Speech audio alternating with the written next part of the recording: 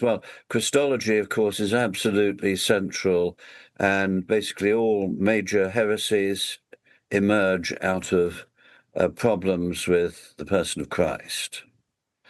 And I think one of the main thing is that evangelicalism is becoming a petri dish of rehashing ancient heresies.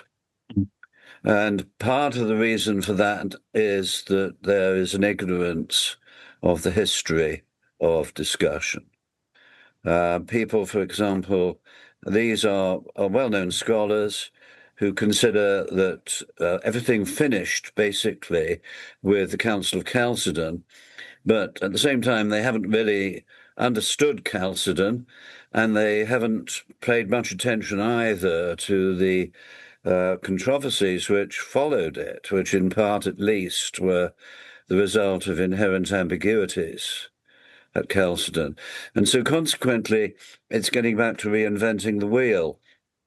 As I say often to prospective PhD students who want to do a PhD on a doctrinal topic, I usually recommend them to focus upon the writings of a particular individual theologian, because if they want to write on a doctrinal topic, they will need to come up with something new in order to get the PhD.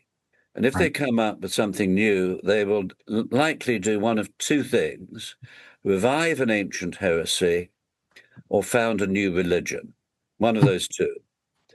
And what we have today is biblical theology running amok, unchecked by reference to what the Christian church has believed, confessed, and taught for the last millennium and a half, in the pressure to say something new, to be at the cutting edge of research. And they certainly, many are at the cutting edge. They've got very, very sharp tools with razor sharp blades. But what they're doing is like carving salami.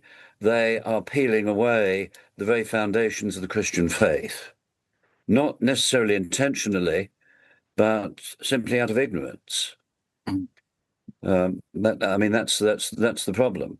And added to that, you have the pressure of a narrow focus in academic work in biblical studies. Now, what would be the result if you focused on the doctrine of justification in the letter of James? Right.